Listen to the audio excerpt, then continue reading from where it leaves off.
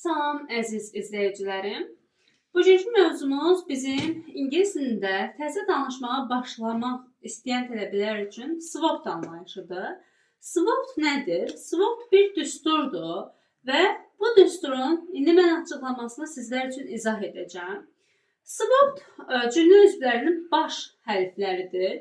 Məsələn, S burada subject deməkdir. Subject nədir? Yəni mübtəda. Biz mübtəda anlayışını bilmək üçün gərək biz Azərbaycan dilini mükəmməl şəkildə bilək. Buna ehtiyac olmadığı üçün biz bilməliyik ki, subject yəni şəxsdir. Kim, nə sualına cavab verir. Daha sonra verb. Verb bilirsiniz ki, feildir. Feil nədir? Hərəkətdir. Hansı sualları cavablandırır? Nə etdi, nə edir və nə edəcək suallarına cavablandırır.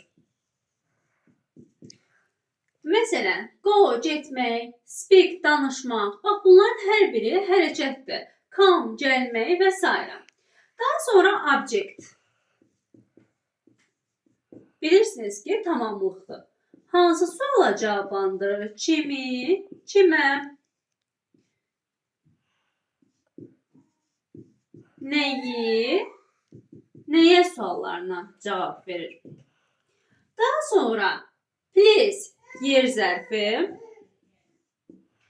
hansı suala cavablandırır? Hara, haraya.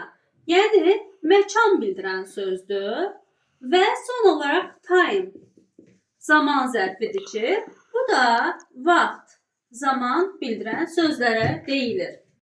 Deyirik I go. Mən gedirəm. I burada şəxsdir, yəni subject. Go isə hərəkətdir. İndi biz bu düstura əsasən biz cümləmizi tamamlamalıyıq. Məsələn, burada subject və verbdən artıq istifadə etdik. I go, mən gedirəm. İndi tamamlığı verəcəm. Kimlə gedirəm? I go with my friends. Mən dostlarımla gedirəm. Məkanı bildirməliyimdir. Please, yer zərfinə. Haraya gedirəm? To park. Parka gedirəm. I go with my friends to park. Mən dostlarımla parka gedirəm. Time, zaman zərfini verməliyik biz. Nə zaman gedirəm? At 5 o'clock. Saat 5'də. Biz burada artıq deyirik. I go with my friends to park at 5 o'clock. Mən gedirəm dostlarımla parka saat 5'də. Kim? Mən. Nə edirəm? Gedirəm. Kim ilə? Dostlarım ilə. Haraya? Parka. Nə zaman? Saat 5'də. Və yaxud da deyirəm ki, I will go with my friends to park tomorrow. Mən gedəcəyəm dostlarımla parka sabah. Artıq biz sabah sözünə istifadə etdik deyə feili gələcək zamanda verdik. Bir go. Və yaxud da deyirəm I went with my friends to park tomorrow. Üzr istəyirəm. Yesterday. Mən getdim dostlarımla parka dünən.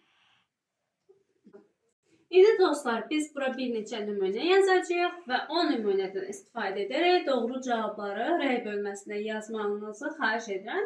Doğru olarsa əgər, mən təbii ki, orada cavablandıracağım. Məsələn, verirsiniz. O ingilis dilində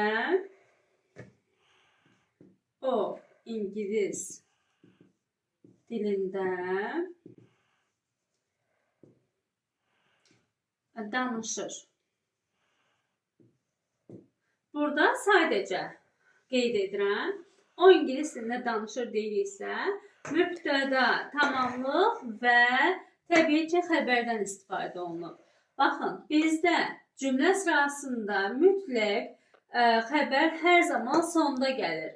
Lakin ingilislərdə xəbər hər zaman mübtədadan sonra gəlməlidir.